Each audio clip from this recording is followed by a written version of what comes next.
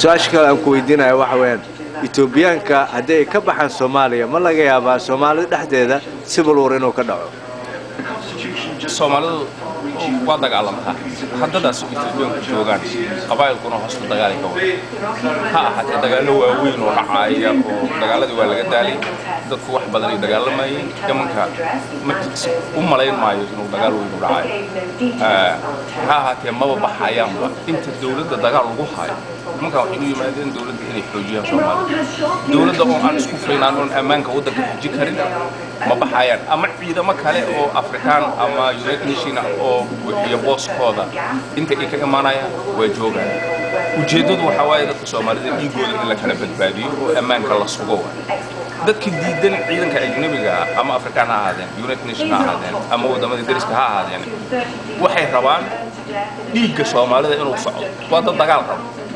16 sano iyo kasii horna dagaal ay ku jireen imankana dagaalka inay sii wadaan ay rabaan marka Etoobiyaanka ma aha problem waa dadka Soomaalida ee isu islaynaya mar walba isdhameynaya ma ku malaynaya aniga dagaal weyn oo xoog badan oo soo noqonaya hadda wixii ka dambeeya waxa loo soconaya dhinaca nabadda soo celinta qarannimada iyo dowladnimada Soomaaliya